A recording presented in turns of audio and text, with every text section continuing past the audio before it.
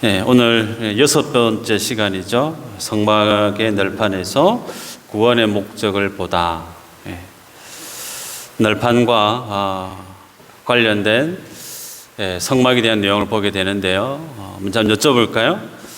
1995년도 6월 29일 날, 그리고 또 하나 1994년도 10월 21일, 그 두 날에는 한국에 있어서 큰 사건이 있었어요. 무슨 사건인지 혹 기억나십니까? 95년 6월 29일에는 삼풍백화점이 무너졌어요. 삼풍백화점이 무너지면서 502명이 사망했고 937명이 부상을 입었습니다. 그리고 94년 10월 21일에는 성수대교가 내려앉았죠. 그래서 32명이 사망했고 17명이 부상을 입었어요. 그런데 지난주에 광주에서 건물을 정리하고 새롭게 재개발하려고 했던 그곳에서 건물이 붕괴되었죠. 그래서 지나가던 버스를 덮쳤는데 9명이 사망했고 8명이 중상을 입었다. 그렇게 전해 들었습니다. 건물을 짓는 거, 건축하는 거 상당히 어렵습니다. 그러나 그 모든 어려운 것들 위에 정확한 것은 재질이 정확하게 들어갔느냐, 비율이 정확했느냐, 건축공학 기술이 적절했느냐, 이런 다양한 변수들이 정확하게 매칭되어질 때 그 건물은 건강하게 견고하게 서 있을 수 있죠. 정반대로 건물이 무너질 수밖에 없는 이유는 무너질 수밖에 없는 원인들로 합의를 되어질 때 그 건물은 무너질 수밖에 없습니다. 최근에 지난주 있었던 광주 건물 붕괴 사건에 대한 내용, 전문가들에 대한 소견을 들어보면요, 건축구조 기술에 대한 전문성이 너무나도 형편없었다, 그런 기사 내용을 본 적이 있어요. 대충 얼렁뚱땅 그렇게 건물을 무너뜨리고 다시 건물을 그곳에 지으려고 했던 그런 안일한 생각이 인명을 앗아가는 큰 사고로 발견되어졌습니다. 자, 오늘은요, 이처럼 건물을 세울 때 그 건물의 골격과 견고함을 가장 크게 영향을 미치는 그러한 부분에 대해서 보게 되죠.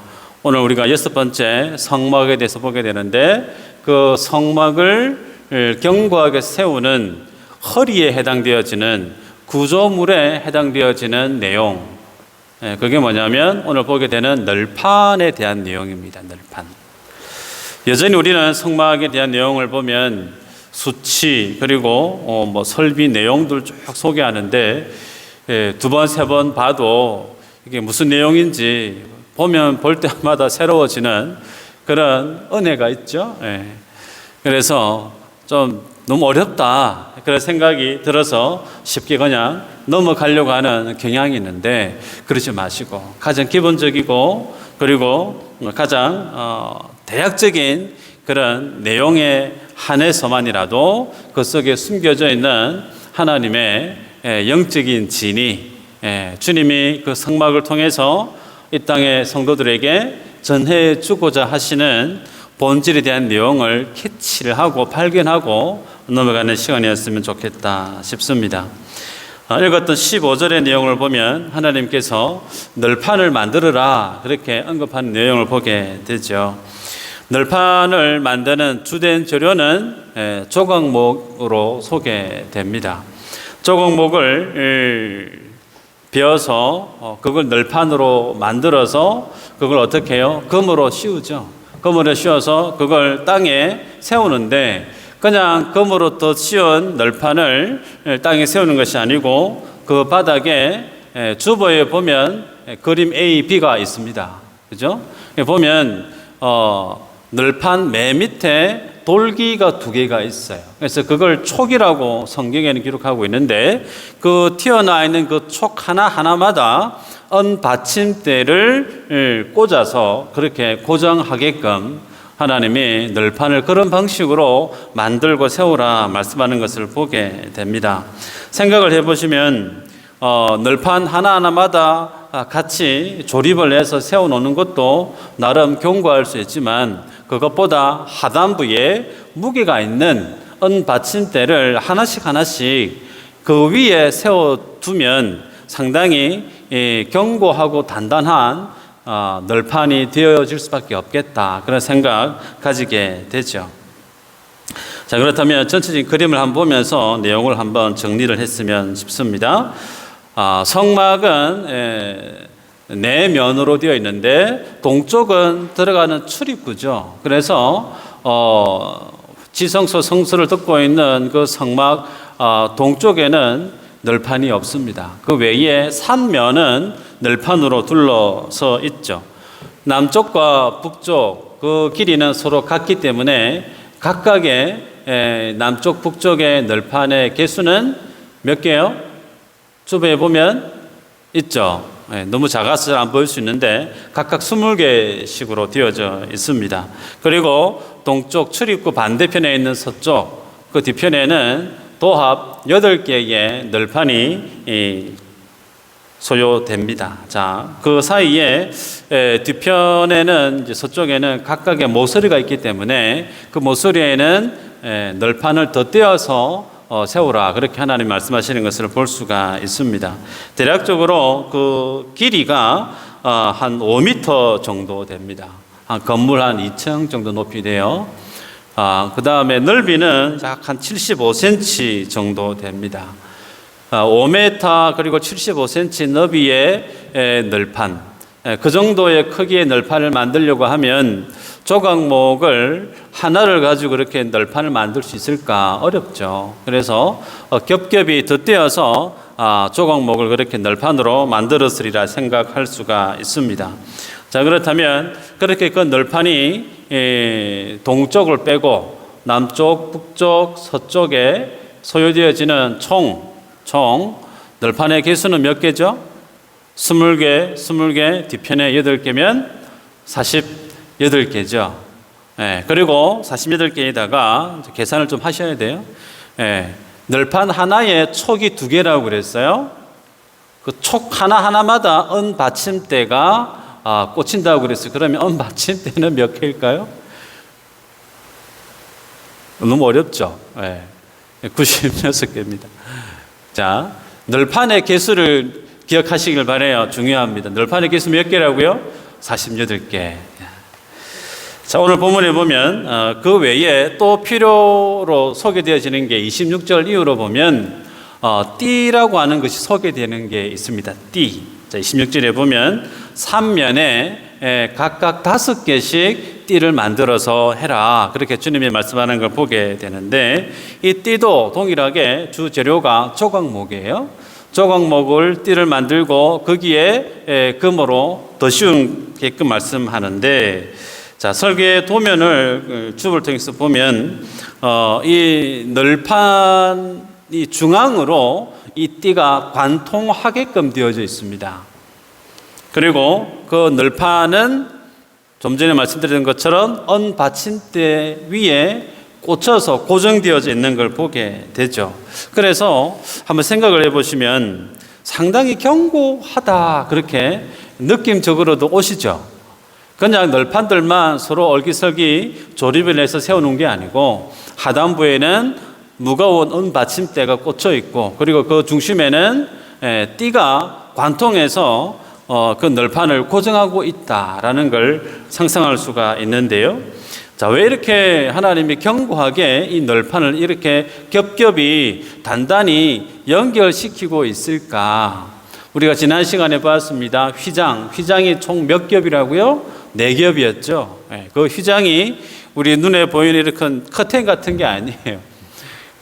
양털도 있었고 염소털도 있었고 상당히 무거운 재질의 휘장이 있었기 때문에 그 휘장, 무거운 4겹의 휘장을 지탱하려면 견고해야 되겠죠. 그래서 하나님이 이렇게 겹겹이 널판을 고정시키고 있는 것을 보게 되는데, 이러한 내용을 통해서 우리가 알 수 있는 것은, 기본적으로 표면적으로 드러나는 것은 이 널판을 견고하게 하나님이 조립하고 만들게 하신 이유는 그 지성소 그리고 성소 안에 있는 기물들에 대해서 보호하기 위해서 뿐만 아니라 그 위를 덮고 있는 휘장을 견고히 지탱하게 하기 위해서 하나님이 이 널판을 이렇게 만들라 말씀하고 계십니다. 그렇기에 이 널판이 가지고 있는 기능은 전체적인 성막에 대해서 그 기능적으로 단단히 고정하기 위함이죠. 그리고 단단히 고정해지기 위해서는 서로가 널판이 유격이 전혀 없이 꼼꼼하게 타이트하게 서로가 온전히 연합되어져 있고 하나로 연결되어져 있어야 됨을 보게 됩니다. 자, 이것이 오늘 널판이 가지고 있는 기능을 통해서 하나님 우리에게 보여주시는 표면적인 내용이죠.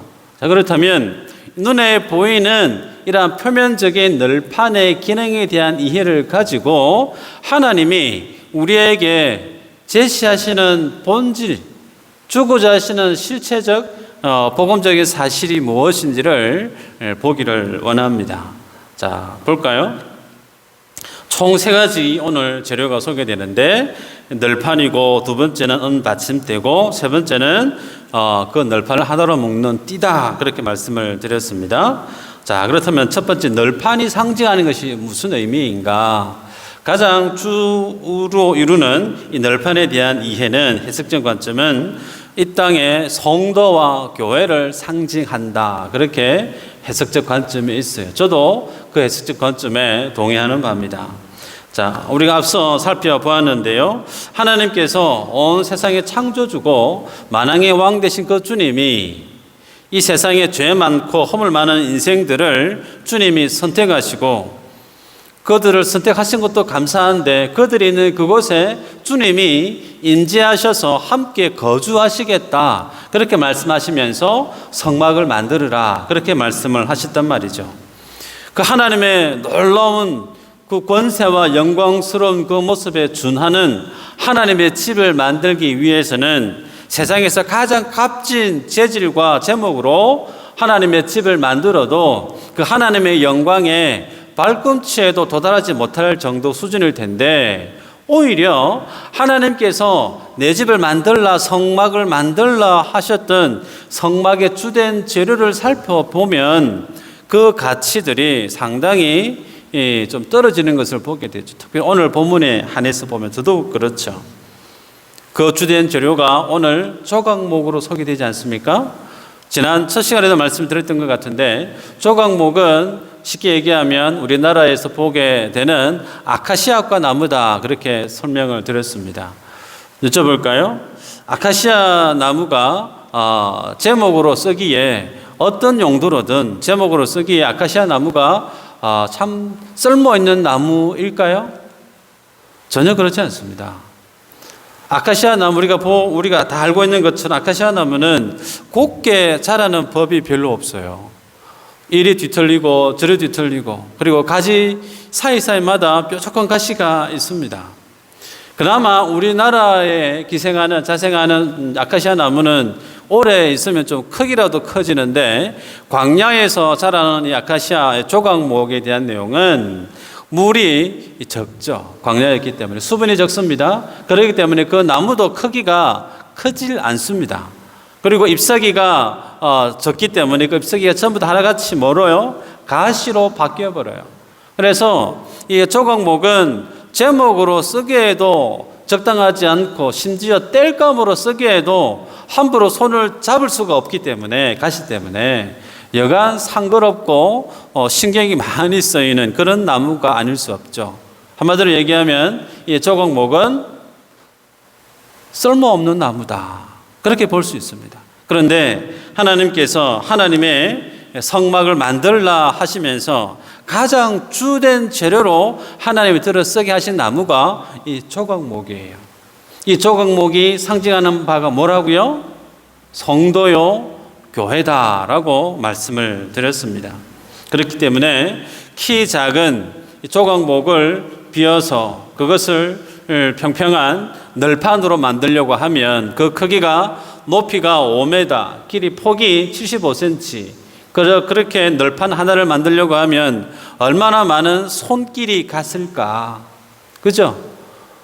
상당한 손길이 갔을 뿐만 아니라 평평한 널판을 만들기 위해서 겹겹이 그 조각목을 덧대어서 했을 겁니다. 그러다 보면 홈도 많고 티도 많고 그 모든 것들을 그렇게 널판을 만들고 난 이후에는 금으로 둘러싸게끔 했단 말이에요.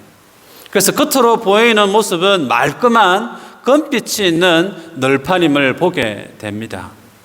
이 모습이 주님 앞에 서 있는 성도의 모습이고 교회의 모습이다. 그렇게 해석할 수가 있어요. 마태복음 25장 1절에서 13절 이후로 보면 예수님께서 천국에 대한 비유의 말씀을 하세요.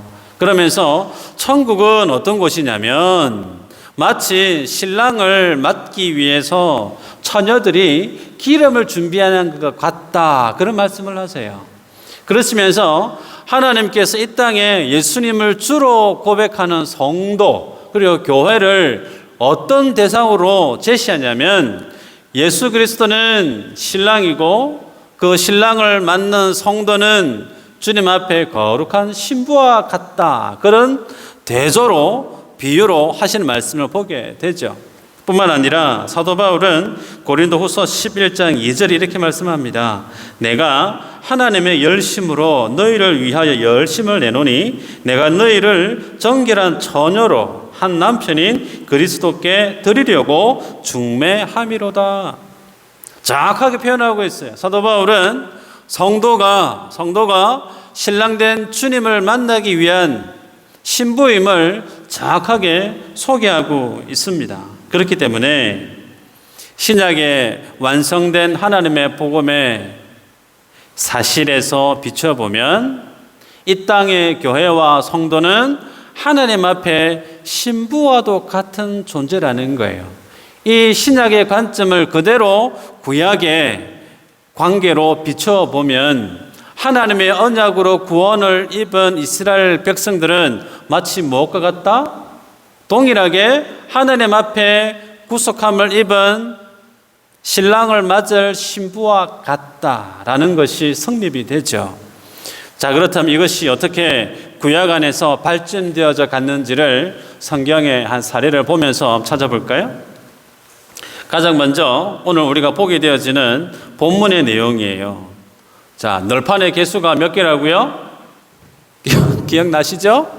까먹으시면 안 돼요. 48개 기억하시고.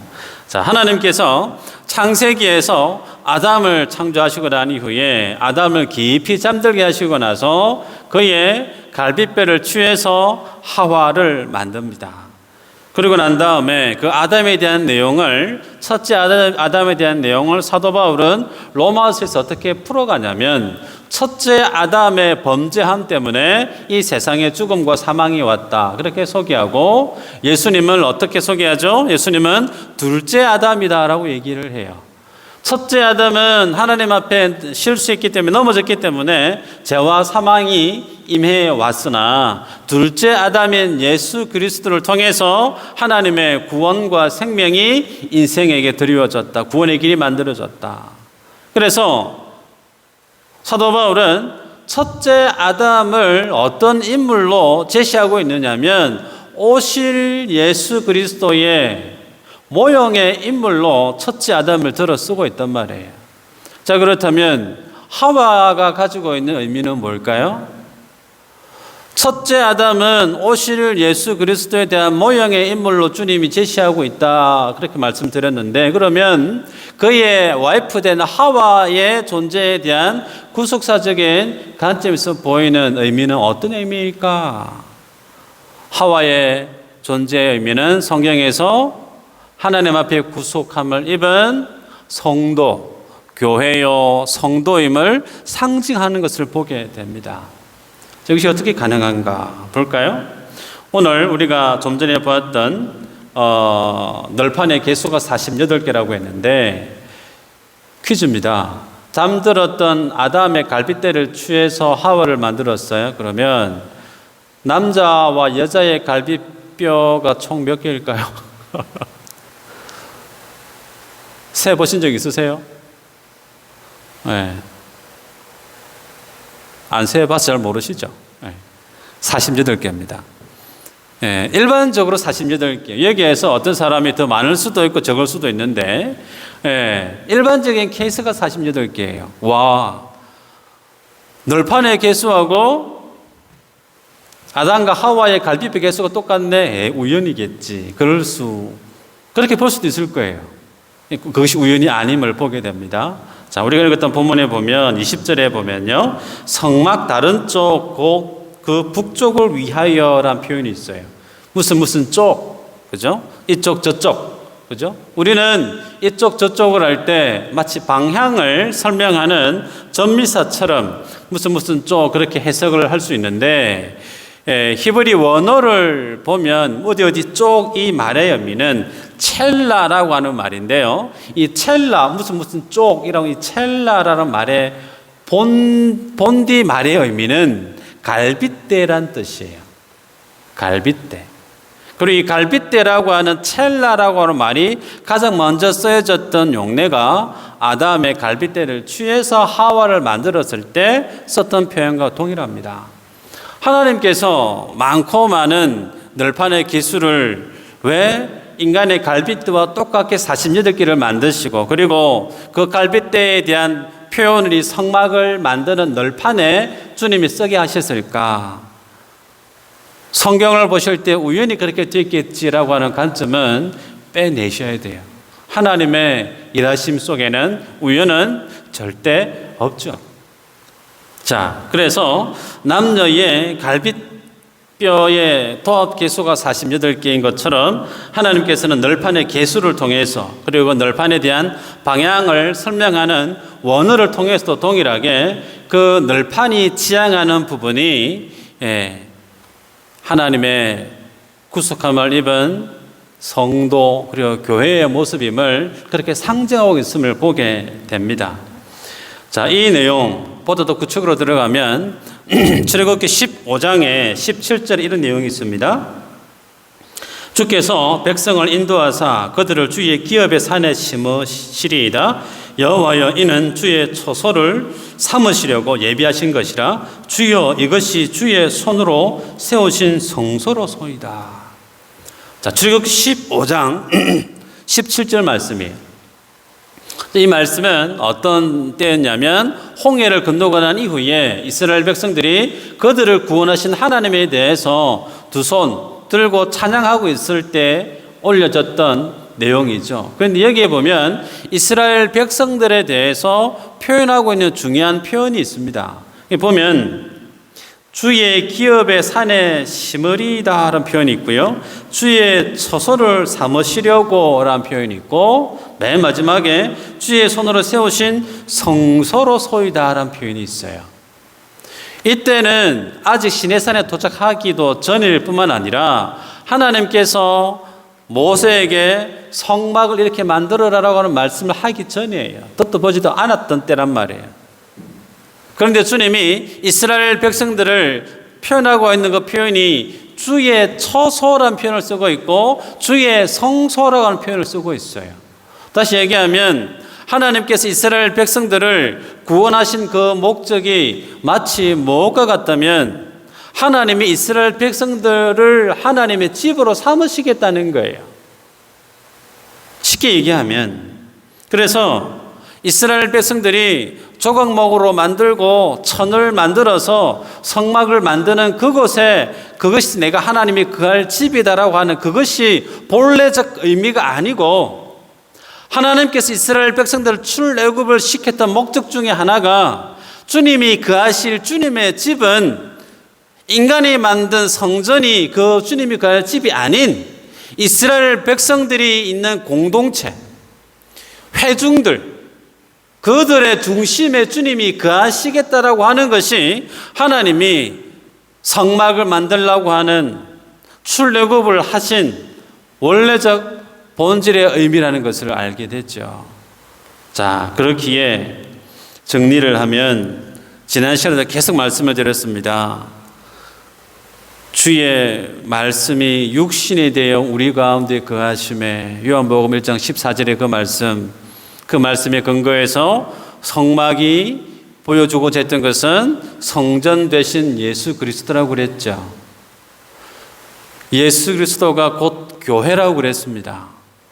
그 주님을 예배하고 영접하고 성령으로 함께 살아가고 있는 성도가 곧 교회라고 그랬단 말이에요. 그러기에 A는 B, B는 C라고 하는 그 논리에 의해서 보면 복잡한가요?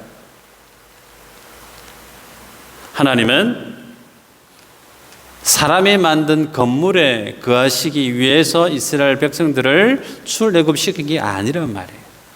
하나님이 거하실 집은 이스라엘 공동체임을 출애굽기 15장에서 미리 밝히고 있습니다. 자, 그런데 그렇게 하나님의 거룩한 신부로 창세기에서부터 계시되어져 오는 그 하나님의 의도가 성소에서 출애굽기에서 꽃을 피우고 구체화되어졌음에도 불구하고 이스라엘 백성들이 신랑 되신 그 하나님을 신랑답게, 하나님을 나의 남편답게 잘 섬겼던가? 그렇지 않지 않습니까? 그 모습을 가장 극명하게 고발하듯 제시하고 있는 성경이 호세아서 아닙니까? 선지자 호세아를 통해서 가장 엄란한 여인 고멜을 네 와이프로 삼으라. 그러면서 호세아와 고멜의 그 사이를 통해서 하나님 앞에 서 있는 배교하고 불신앙의 삶을 살아가는 이스라엘의 모습을 고발하고 덜쳐내고 있는 것 아니겠습니까? 그랬던 그 주님이 하나님의 의의 심판으로 말끔히 정리해도 그만일 인생들을 다시금 주님이 구속하십니다. 하나님의 보좌를 버리게 하신 예수님의 독생자의 희생을 통해서 높디 높은 골고다 십자가에 매달려서 죽게 하시는 것도 모자라 그 주님의 옆구리를 취하십니다.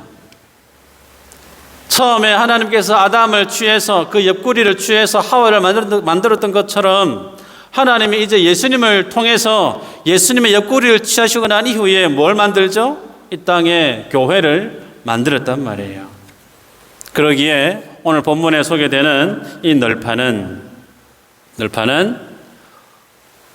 지상에 있는 교회를 상징한다라고 볼 수가 있어요. 자, 두 번째 보게 될 내용은 그 널판을 고정했던 은받침대에 대해서 보도록 하겠습니다. 성경에서 은이 가지고 있는 가장 대표적인 의미는 값을 지불하다라는 뜻을 지니고 있어요. 값을 적당한 정당한 값을 지불한 대가로 상징하는 것이 은임을 성경이 쭉 일관성 있게 소개하고 있습니다. 대표적으로 보면 하나님이 아브라함에게 찾아와서 땅과 후손에 대한 약속을 주시죠. 그리고 사라가 죽습니다. 자신의 와이프를 장례 치를 곳을 구하기 위해서 아브라함이 막벨라 굴을 삽니다. 가나안 사람들은 괜찮습니다. 그냥 쓰십시오. 드리겠습니다라고 했지만 아브라함은 극구 그 값을 지불하죠. 지불했던 그 값이 은 400세겔입니다. 사무엘 하 24장 24절에 보면 다윗이 자신이 하나님 앞에 죄를 범하죠. 그 죄를 범한 것에 대해서 제사를 드리기 위해서 아리마다 타작 마당을 돈을 주고 그 밭을 사는데 그때 샀던 그 밭의 값은 은 50세겔이에요. 생각해 보시길 바랍니다. 밭 하나하고 굴 하나하고 크기도 그렇지만 용도로 보더라도 그 값이 무엇이 더 비쌀까요?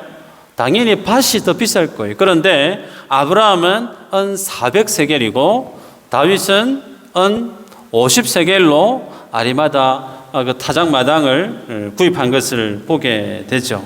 이러한 내용을 통해서 보게 되는 것은 히브리 기자가 11장에서 아브라함이 소위 얘기하는 평균 공시지가보다 훨씬 더 높은 값을 지불해서 막벨라 굴을 샀던 이유가 어디에 있는가? 히브리 기자는 11장에서 그의 행동에 대해서 믿음으로라고 표현하고 있어요.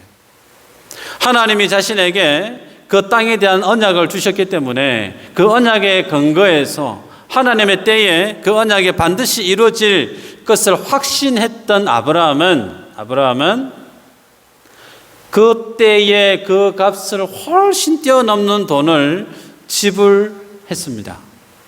이 모습이 뭘 뜻하냐면 하나님을 신뢰하고 구원을 입고 그 말씀을 제대로 신뢰하는 사람은 하늘의 신령한 하나님의 복에 대해서 욕심을 낸다는 거예요. 이 땅에 사라져 버릴 것에 대해서 연연하기보다 비록 눈에 잡히지 않고 손에 잡히지 않지만 보이지 않지만 하나님의 언약이 분명히 후대에 가서는 성취될 것을 내다보고 믿음으로 자신의 물질을 말씀 앞에 내어놓는 아브라함의 모습을 보게 되죠. 그래서 하나님을 신뢰하는 사람은 어떤 믿음의 사람인가를 가장 분명하게 볼 수 있는, 죄송스럽지만 가장 분명한 척도라고 할 수 있는 것이 물질에 대한 나의 씀씀이에 대한 내용이에요. 부인하고 싶지만 부인할 수가 없습니다. 내게 주어진 그 물질을 내가 어떤 용도로 쓰고 있는가, 나의 가계부를 펼쳐보셔서 내 가계부에 쓰여지고 있는 프로테이지를 한번 생각해 보십시오. 나는 어느 용도에 가장 많은 부분을 쓰고 있는가. 그게 어쩌면 하나님 앞에 서 있는 나의 믿음의 현 주소다라고 해도 그다지 틀린 거 아닐 수 있습니다. 여러분, 이처럼 뿐만 아니라 요셉도 형들에게 의해서 미디안 상인들에게 팔려갈 때 언 20세겔에 팔려가지 않습니까? 예수님은 유다에 팔려갈 때 언 30에 팔려가요. 이처럼 언이라고 하는 내용은 값을 지불하다, 대가를 지불하다의 의미로 그냥 통일성 있게, 일관성 있게 성경에서 보여주고 있는데, 자, 그렇다면 오늘 본문에서 널판을 고정하고 있는 이 언받침대가 가지고 있는 이 내용에 대한 대가는 어떤 것을 담고 있는지 보도록 하겠습니다. 출애굽기 30장 16절에 이런 말씀이 있어요. 너는 이스라엘 자손에게 속전을 취하여 해막 봉사에 쓰라. 이것이 여호와 앞에서 이스라엘 자손의 기념이 되어서 너희의 생명이 대속하리라 그랬습니다. 여기 보면 회막에 봉사하는 데 쓰라라고 하면서 속전을 내게 하죠. 이때 이 속전에 하나님이 상당히 엄격하게 기준을 제시하는 것을 볼 수 있는데, 이스라엘 경내에 20살, 20살 이상의 모든 남자들을 근거로 해서 그들이 매년 하나님께 드려야 될 내용이 이 속전이에요. 그래서 부자라고 해서 반세겔 더 내서도 안 될 뿐더러 가난하다고 해서 반을 덜 내도 안 된다는 거예요. 하나님 앞에 내는 이 속전의 의미는 그 사람이 부하든 가난하든 하나님이 제시한 반세겔에 대한 내용을 반드시 지키라 말씀합니다. 추후에 기회가 있으면 제사에 대한 내용을 보게 될 텐데, 하나님은 이 속전에 대해서만큼은 형평성을 1도 고려하지 않고 있단 말이에요. 이 속전이 가지고 있는 의미, 죄된 인생이 하나님의 은혜로 구원을 잊기 위한 가장 대가를 지불하는 그 모습으로 주님이 우리에게 요구하고 있는데, 그때 그 속전이 뭘로요? 그 반세겔의 의미가 언으로 들어졌음을 성경에 기술하고 있고요. 레위기 27장 3절에는 서원 기도했던 남자가 하나님 앞에 올려드려야 될 그 헌금에 대한 내용, 물질에 대한 내용, 언 50세겔이라고 기록하고 있단 말이죠. 그래서 언은 값을 지불하다. 특별히 이 받침대를 고정하는 은 받침대, 이 내용은 속전으로 그것을 충당하게끔 하나님이 말씀하신 것을 보게 됩니다. 여기에 대해서 베드로전서 1장 18절에 구약에는 속전으로 하나님의 은혜로 구속함을 입은 것을 표현했지만, 그것이 곧 성취된 예수님의 십자가 사건을 예표한 내용인 것을 베드로전서 1장 18절에 기록하고 있어요. 읽어드리면, 너희가 알거니와 너희 조상이 물려준 헛된 행실에서 대속함을 받은 것은 은이나 금같이 없어질 것으로 된 것이 아니요 오직 흠없고 점없는 어린 양 같은 그리스도의 보배로운 피로 된 것이니. 그리고 히브리서 10장 4절에는 황소와 염소의 피가 능히 죄를 없이 하지 못한다. 하나 더 알려드릴까요? 시편 49편 6절. 자기의 재물을 의지하고 부유함을 자랑하는 자는 아무도 자기의 형제를 구원하지 못하며 그를 위한 속전을 하나님께 바치지도 못할 것은 그들의 생명을 속량하는 값이 너무 엄청나서 영원히 마련하지 못할 것임이니라. 성경은 인생이 하나님으로부터 구원을 입을 수 있는 방법이 돈을 많이 내서 짐승의 피를 흘려서 절대로 구원받지 못한다 말씀을 해요. 그런데 그럼에도 불구하고 그 인생들로 하여금 하나님의 구원을 입을 수 있는 길을 속전이라고 하는 것을 통해서 제시하고 있는데, 그 속전은 무엇으로 완성되어지죠? 예수님의 십자가에서 흘릴 보혈의 값을 지칭하고 있는 것이 속전이 지닌 뜻입니다. 그래서 생각해 보시면 조각목으로 된 널판지는 예수님을 주로 믿는 성도요 교회라고 그랬습니다. 성도와 교회가 어디 위에 서 있죠? 은받침대 위에 서 있습니다. 그 은받침대는 무엇을 전제하고 있죠? 속전이라고 하는 내용 위에 서 있습니다. 다시 얘기하면 나의 죄에 대한 값을 예수님이 대신 다 십자가에서 완납해 주신 주님의 피 묻은 십자가 위에 오늘날 성도가 서 있고 교회가 서 있다라는 것을 성막의 널판을 통해서 보여주고 있다는 거예요. 자, 그렇다면 마지막 이제 띠를 봐야 되는데요. 자, 띠 내용을 글로 되어 있으니까 참 쉽지 않지만요, 쉽게 얘기하면 그렇습니다. 널판이 쭉 세워져 있는데 그 널판에 띠를 묶었던 내용일까, 아니면 그 널판에 띠를 묶었을까, 아니면 띠를 널판에 묶었을까, 뭐 같은 말일 것 같지만 띠에 널판을 묶은 게 아니고 널판에 띠를 묶은 게 같은 얘기 아닌가? 쉽게 얘기하면 꼬맹이가 아빠 손을 잡고 있느냐, 아니면 아빠가 꼬맹이 손을 잡고 있느냐, 이 질문이에요. 그 널판을 각 면으로 5개씩 만들려고 했고 그 사이를 띠가 어떻게 해요?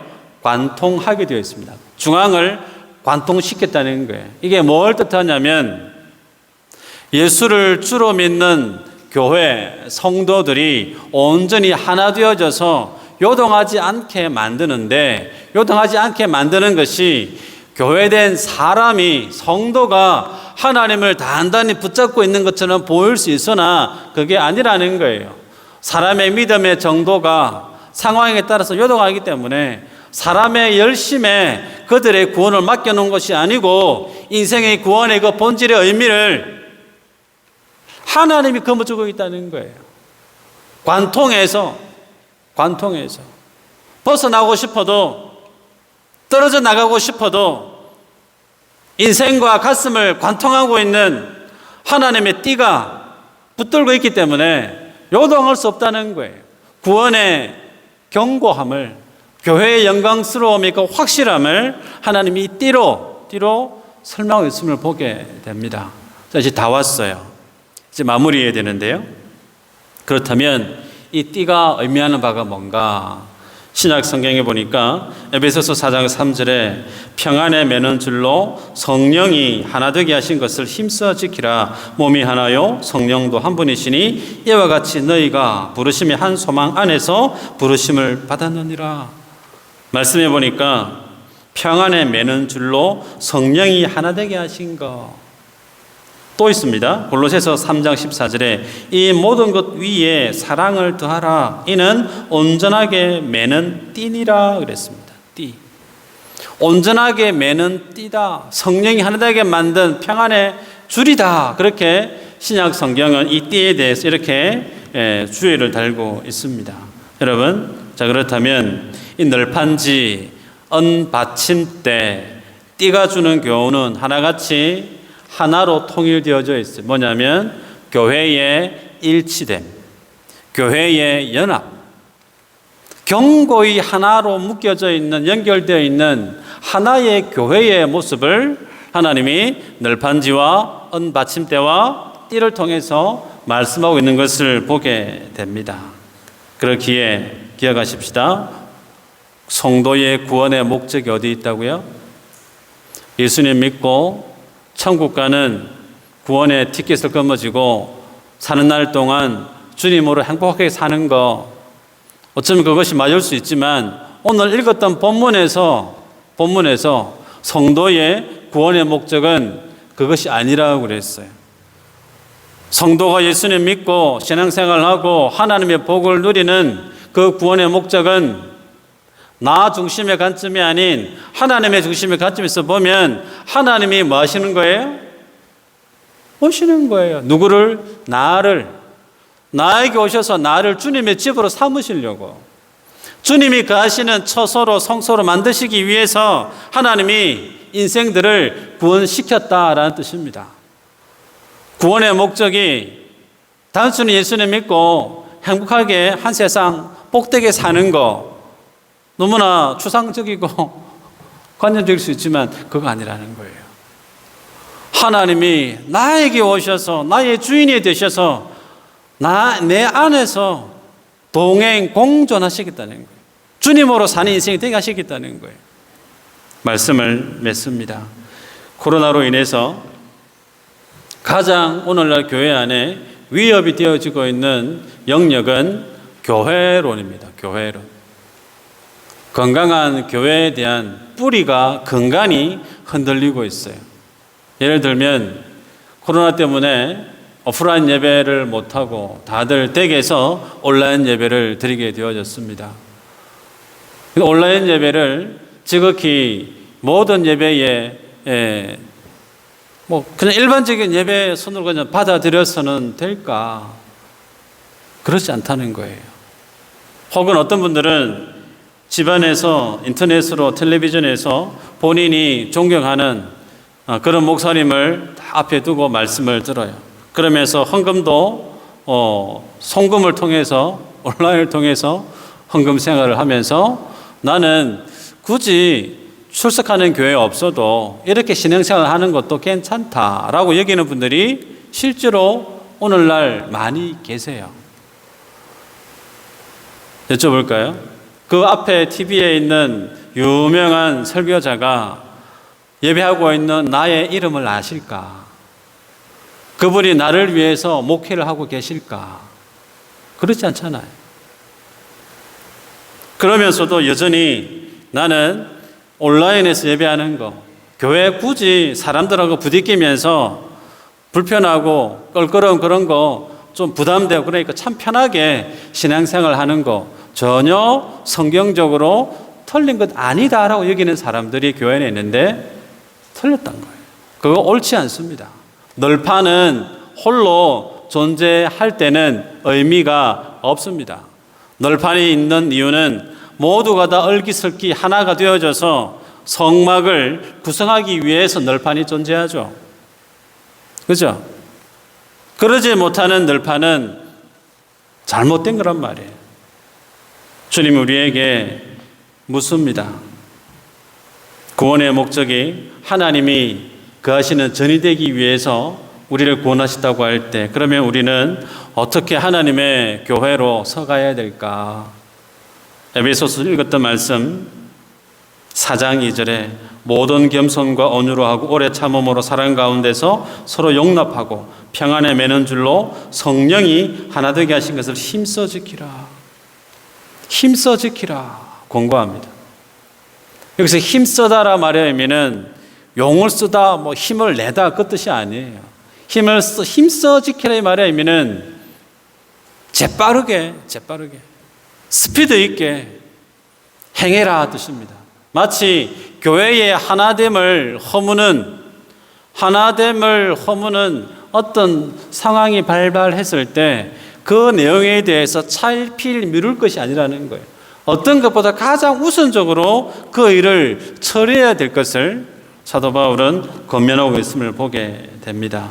그렇기에 오늘 본문을 전체적으로 보면 하나님이 창세기에서부터 계시록 이르기까지 수많은 기독교의 역사와 수많은 인생들을 통해서 주님이 만들고자 했던 가장 그 마지막 결정체, 그것은 교회라는 것을 깨달을 수가 있죠. 교회. 그래서 주님이 만드신 그 교회를 우리는 어떻게 바라보고 있어야 될까? 중요한 질문입니다. 주님이 피 흘리시고 가슴을, 보혈을 온 시간을 다 쏟아부어서 만드신 주님 안에서의 최고의 가치는 교회인데, 그 교회를 나는 어떤 눈으로 바라보고 있고, 더 본질적인 내용은 교회를 사랑하십니까? 교회 중심적인 신앙생활을 하십니까? 그 질문이기 이전에 나 스스로가 그런 교회로 살아가고 있는가? 나는 온전히 그리스도와 연합된 교회로 나는 살아가고 있는가? 이 질문을 오늘 주님 우리에게 던지시는 거예요. 점검하시길 바랍니다. 나는 정말 주님의 교회로 바르게 신앙생활을 잘 하고 있는가? 여쭤볼까요? 지체에 대해서 사랑해라, 사랑해라. 그렇게 말씀을 드렸지만 지난 시간에 맛있는 거 드실 때, 좋은 거 볼 때 교회 지체 얼굴이 떠오르지 않는다. 사랑하는 거 아니라고 그랬어요. 혹은 그 사랑이 미흡하다 그랬습니다. 좀 더 나아갈까요? 곁에 있는 분의 얼굴을 마주보고 혹은 개인적인 기도의 시간을 가질 때 곁에 있는 지체의 기도 제목이 기억나십니까? 앞에 있는 장로님, 권사님, 집사님 기도 제목에 대해서 아세요? 경상도 분들은 그런 문화가 좀 부족해요. 만나서 사는 얘기는 종종 나누시고, 혹은 많은 사람은 정치 이야기 종종 나누시는데, 그것보다 더 중요한 질문, 기도 제목이 뭐예요? 기도해 드릴 테니까 기도 제목 좀 말씀해 주세요. 부끄러워서 그런지 어떤지 모르지만 기도 제목을 묻는 모습도 없고 기도 제목에 대해서 시원하게 얘기하시는 문화도 많이 없는 것 같아요. 어느 누가 나를 위해 기도해 줄까요? 교회, 내가 출석하는 교회 성도들만이 어쩌면 나에게 가장 깨어서 기도할 기도의 동력자입니다. 그러기에 내가 주님의 교회로 근실히 잘 살아가고 있느냐는 질문 앞에 예스라고 답하시기 위해서는 사랑함이 있어야 될 뿐만 아니라 더 한 발 나아가면 그분에 대해서 내가 눈 감고 기도할 때 그분에 대한 기도 제목들이 내 속에 기억나야 되는 거예요. 그분을 위해서 기도하려고 하는데 전혀 그분의 기도 제목이 뭔지 전혀 모르겠다. 그러시다면 신앙생활을 보다 더 교회 깊숙이 나오셔야 돼요. 그것이 주님 앞에 구원받은 자가 가장 아름답게 예배할 수 있는 신앙의 모습임을 성경이 우리에게 제시합니다. 그러기에 이 한 주간에 간혹 지체들 간에 전화통화하시고 안부 물으실 때 마지막에 꼭 물으실 내용, 이번 주 기도할 테니까 기도 제목 뭔지 좀 얘기해 주세요. 저에게도 마찬가지입니다. 매일 출근하면 이 앞에 앉아서 30분간 계속 기도합니다. 엎드려서 기도할 때 제가 기도해야 될 성도님들 기도 제목이 떠올라야 될 거 아니에요. 그죠? 저에게도 알려주시길 바라요. 내 자식들을 위해서, 건강을 위해서, 물질을 위해서 이거 좀 기도해 주세요. 속전 대신 예수님의 피 흘리심 위에 우리가 다 꽂혀 있습니다. 그리고 우리가 단독으로 서 있는 게 아니고 모두가 하나로 하나님이 띠로 묶으셨어요. 이러한 교회 공동체 안에서 보다 사랑이, 기도의 운동력이 일어나는 우리 교회 되어지기를 주의 이름으로 축복합니다. 기도하겠습니다.